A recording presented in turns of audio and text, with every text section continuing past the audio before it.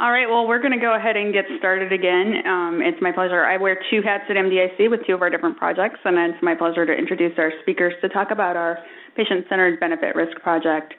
Ross Jaffe is a managing partner at Versant Ventures, director of the National Venture Capital Association, a board member of MDIC, and oh yeah, he ran this project on our patient-centered benefit risk. So we keep him very busy, and he will be speaking to us a little bit about the framework report that we published earlier this year.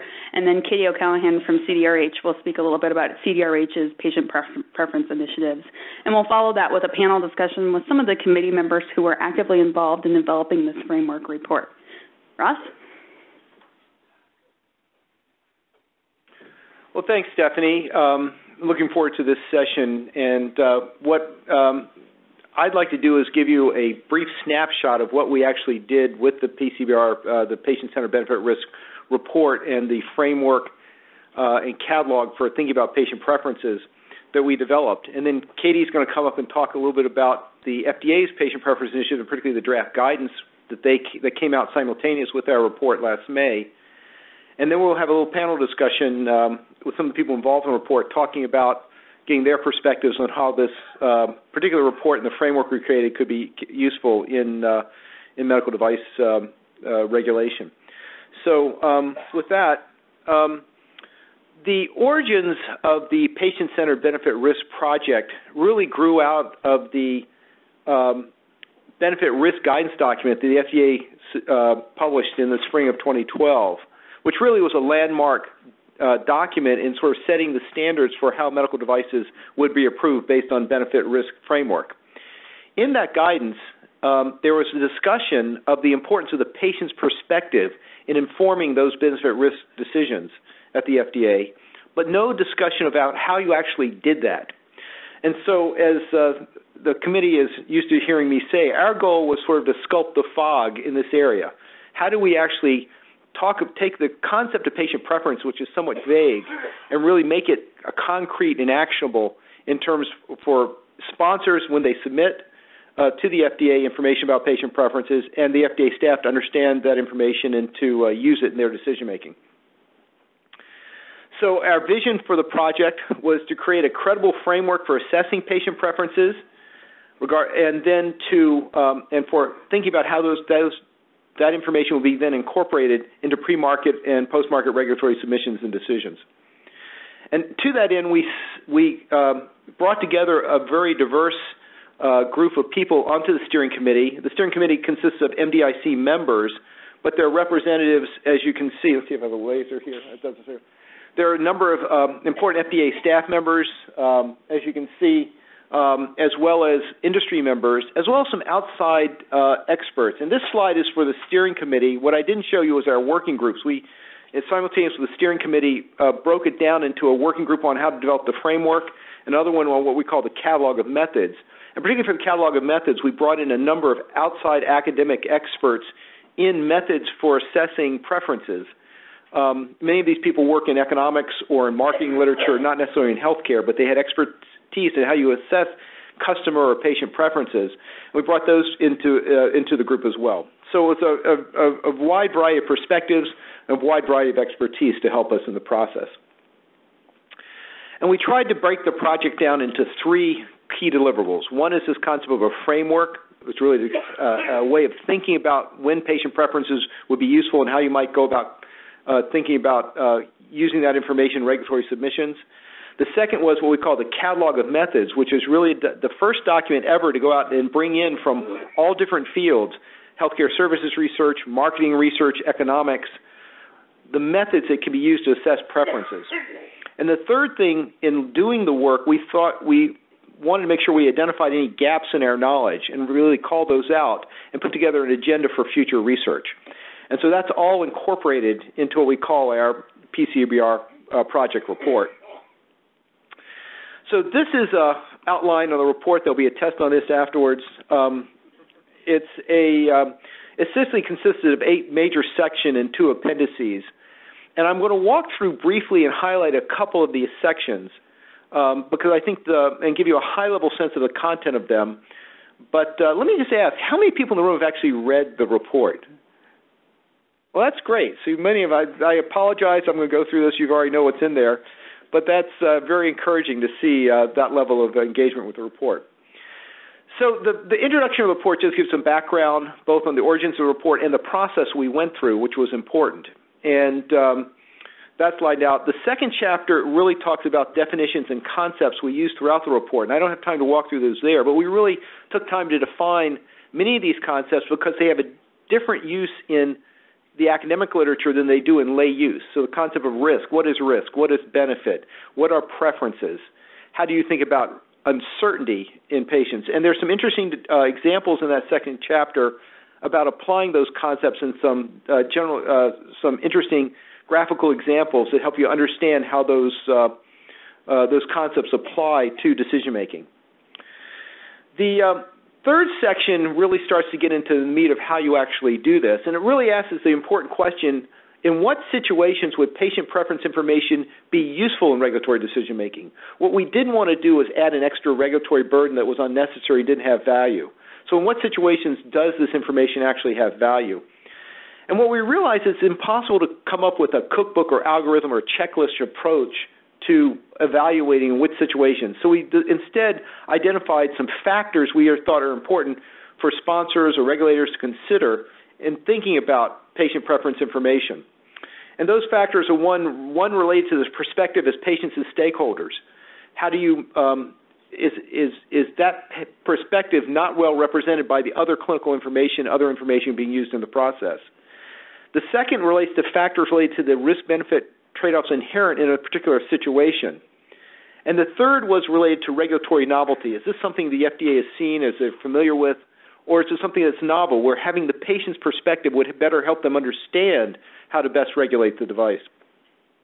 And so those are some of the factors we identified. And one of the charts that we used to exemplify this is one that I showed here, which really is a very simple 2x2 table that lays out risk on the bottom and benefit on the y-axis. But what we realized is that if something's a high-benefit, low-risk device, chances are patient preference information is not going to change that assessment very much. But if there's a significant amount of risk involved in the approval process, or the benefit's low relative to other alternatives, then the question is, those are situations in which understanding are there patients who would make those benefit-risk trade-offs is really important to understand. So in the three boxes along the bottom and to the right of the chart, those are areas where patient preference information could be significantly useful, particularly in the top right channel where there's high benefit, but there's high risk as well. And understanding whether patients want to take those risks, what subsets of patients would want to take those risks could be very important. The fourth section of the report really says, okay, well, if you know this is a situation in which you want to look at patient preference information, when in the product development life cycle should you collect that information? And we've really tried to identify opportunities at each stage of the product development process in which patient preference information could be collected. And you've seen this chart before, I think 2 or 3 times this morning, but we applied it as the model for thinking about the process and in different points of when information could be collected. Section 5 really gets at how do you go about doing a patient preference study. And again, we couldn't offer a checkbook or algorithmic or here's how to process, but we really wanted to talk about the methods we identified in the catalog at a high level and how you think about selecting among those methods to go about doing one of these studies.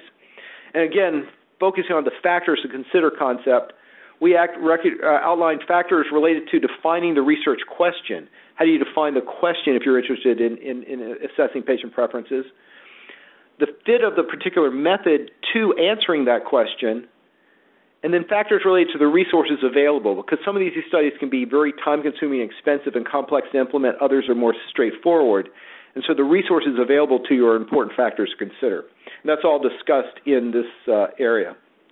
Could you guys help me? Somehow we lost the slideshow there. Thanks. So once you know that you want to do a study and you have an idea of how to do it, the next chapter, Chapter 6, was really focused on, so what are some considerations in submitting that information to the FDA? And we don't have time to walk through those in details today, but the questions we asked were, what roles can patient preference play in informing benefit risk decisions? Should that information be included in product labeling? Should it be included in post-market requirements? Is it elective at the option of the sponsor, which the answer to that is yes, because it's not patient preference information is not a requirement for FDA approval. It's really something you can do to enhance your submission to help in that approval process. And there are several others. One of the important pieces, concepts out there, is that patient preference information from a quality and auditability and tracking standpoint should be viewed just like other forms of clinical information that's collected and submitted to the FDA. It has to be done in an understandable way, in a well-documented way, in a way that you can go back and validate if you need to. So that was important. So the last two chapters, I won't go into detail. Chapter 7 was really just an acknowledgement that the information on patient preferences that is collected as part of the regulatory process can have other value to a sponsor in reimbursement, in obtaining reimbursement for your product, in promoting, in marketing your product, and in shared medical decision-making, where there's this trend to bring the patients more into managing their own care.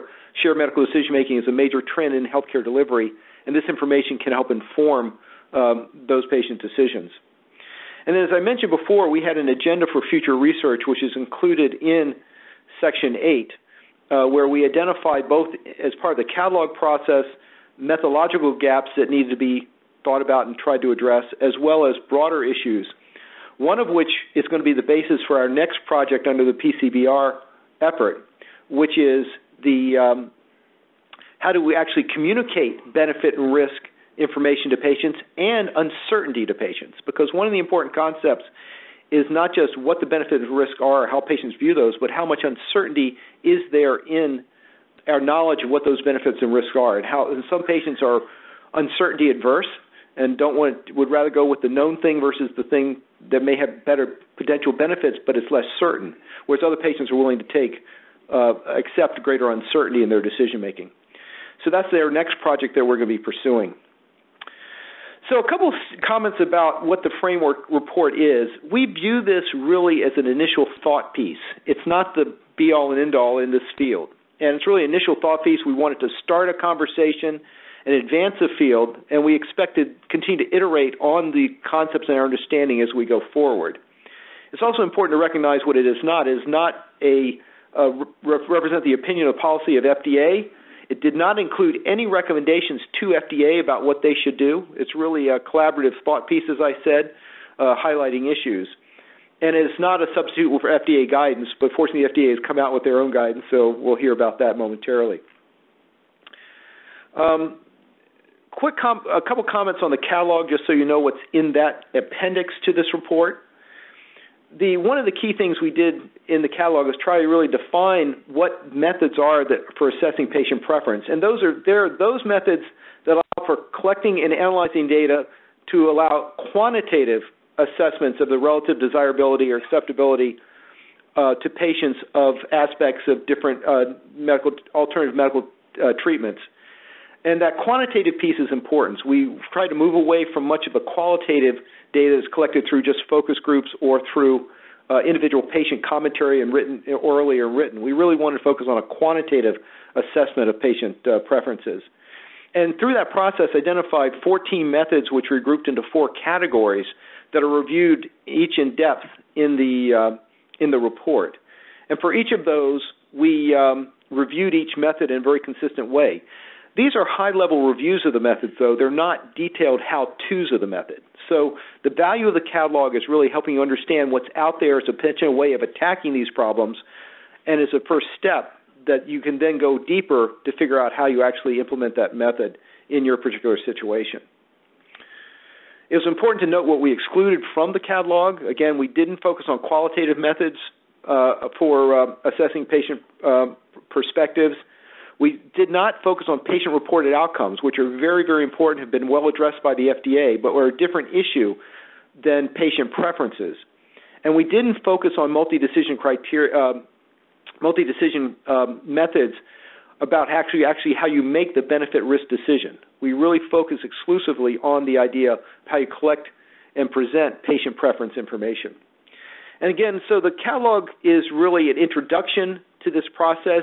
It's a starting point if you want to consider one of these studies, but it is not a systematic, deep review of these methods, and it doesn't offer you a guide to how to implement them. You're going to have to figure that out, but it's a good place to start so we can start along that process. What we're hoping for is that as people go out and start to pursue these, we will all collectively learn a lot more about the best ways to undertake patient preference studies. So with that, I'm going to stop.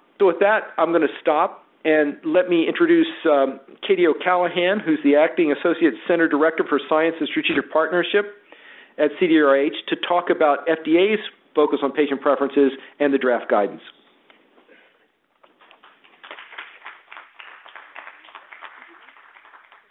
I'll be up here. Okay. Hi, everyone. Hopefully you're not suffering too much from post-lunch food coma. Where do I aim these? All right.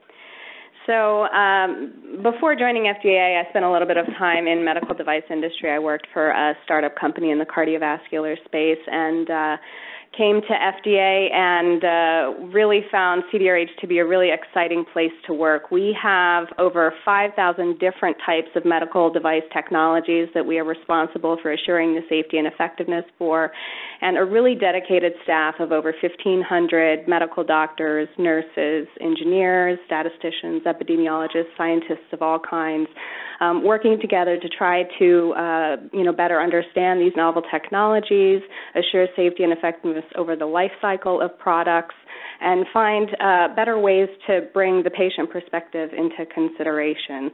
The pace of the evolution of technology in the device sector has just been breakneck. There are so many exciting innovations coming out and blurring of lines in other disciplines that are making new things possible. And in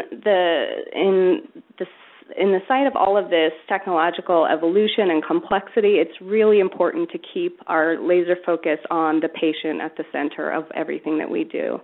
And so at CDRH, our vision, as Jeff mentioned earlier, is that patients in the U.S. will have access to high-quality, safe, and effective devices of public health importance first in the world.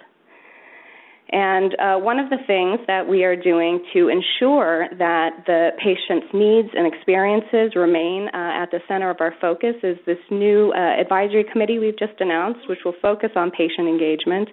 And this group will advise us on ways to include the patient perspective and participation where appropriate throughout the total product life cycle. They'll advise us on the patient's perspectives on some of the things we're considering, policies and approaches that we may be bringing into the regulatory decision-making process. And really, I think this third one is a key and important point, which is that the patient organization community has really become so savvy and much more engaged in the process of innovation, development, and access, and moved from primarily fundraising and education and patient support roles to being much more actively involved. And so this group will also serve as a resource to us in understanding what's going out in the world out there in the patient community and how we can better partner to make better decisions and solutions a reality. So we're encouraging the public to nominate patient representatives that you think would be good to serve on this committee. We're looking for patients to represent the full spectrum of patients, disease conditions, what have you, and we're shooting for an inaugural meeting in 2016. So you've seen this schematic before. This is what we use to depict at a simplistic level the development and evaluation cycle for medical devices. And so we asked ourselves and our stakeholder community, industry, patients, healthcare professionals, et cetera, where in this process, if we were able to get a sense of patient perspectives, could this inform better medical device development? And the answer really is everywhere, but we honed in on a couple places where we think this could really make a difference.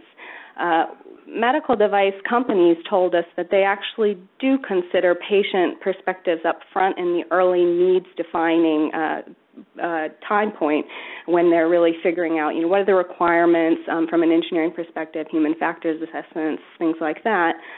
But there was an opportunity to incorporate more routinely a perspective from the patient in terms of clinical trial design. Patient-reported outcomes, of course, is a key area that we've been making some progress in for years. There are increasingly companies and patient organizations thinking about how patients' representatives, as a consultant, essentially can evaluate clinical trials and look at things like the feasibility of the study from the patient perspective and how this might affect the challenges, reduce some of the burdens we see in recruiting patients and retaining them, which is a challenge in every sector, but perhaps especially so in devices. In fact, the European Medicines Agency has been using patient consultants in this capacity for years, and they have about over half of their clinical trial protocols are substantively changed in response to patient input. At CDRH, we focused our initial efforts, most of them on the patient preference benefit risk time point at the approval decision. And of course, as Ross mentioned, once products then are available on the market, the communication then of the benefits and risks and the patient preference information, if available, is critical. And with the advent of PCORI and the hundreds of millions of dollars a year that's going into funding the analysis and generation and dissemination of patient-centered outcomes information, this is, of course, a critical area. So you've seen this slide before, so I won't belabor the point, but I just wanted to highlight a couple of things. Of course, you see the stark increase in submissions with patient-reported outcomes. We've had over 500 submissions, including patient-reported outcomes, and the graph is actually a subset of those. We looked at just the types of submissions that include clinical protocols, and this is where we've seen this dramatic spike, and the inflection point, of course, corresponding with the agency's release of final guidance saying essentially we're open for business on patient-reported outcomes. So we think it's not completely unreasonable to expect an increase in patient preference work with the release of that guidance. Over 120 submissions with clinical protocols citing patient-reported outcomes last year alone. To give you a sense of what proportion that is, we see typically 250 to 300 IDEs a year. So that's a pretty big portion of those. And this is in the absence of any targeted effort or initiative on the part of CDRH. So we think this reflects interest that's being driven by industry and by clinical investigators. The Patient Preference Initiative has focused on, can we get an assessment of the patient views about benefits and risks?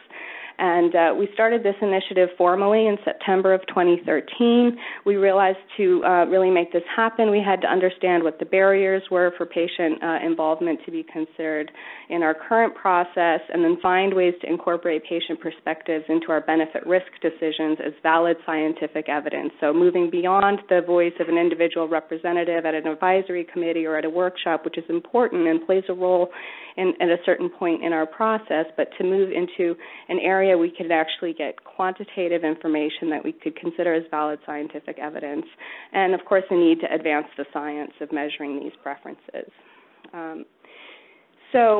From FDA's perspective, we think that patient preference information can play a couple of key roles. One is to help identify which benefits and risks are most important from the patient perspective. So oftentimes when designing a clinical trial, you'll start with a laundry list of things that you're looking at, and we have perspectives from a variety of clinical perspectives and other disciplines on what should be the most important thing to measure. And in a lot of cases, we haven't asked ourselves, what do patients care about most? We can also assess the relative importance of items on that list, different benefits and risks and attributes of devices, and understand how patient preference vary across a population. Our draft guidance does emphasize quantitative methods and data, but I don't want to give the impression that qualitative patient preference work is not valuable. It is, and in fact, I think some would say it's a necessary precursor to a really robust quantitative patient preference study, but I think they have different uses, so both should be considered. the case study, many of you have heard of this before, but I think it's a great thing to highlight to show you the direct relevance in a concrete example in the device space.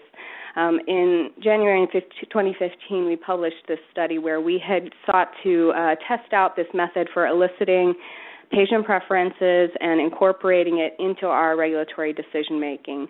We chose obesity because it has, of course, incredible public health importance, but also it was a prime example of a disease or condition area where we have a preference-sensitive scenario. So patients have a range of options to choose from, ranging from, if you can envision a spectrum of diet and exercise with limited risk but limited effectiveness, and surgical options with substantial risk, but the weight tends to come off.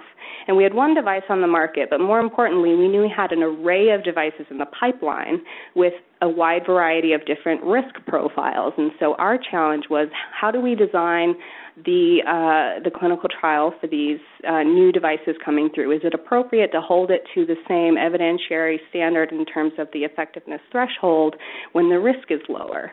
And so we wanted to have information from the patient perspective on what their thoughts were in terms of trade-offs that they would make when considering options.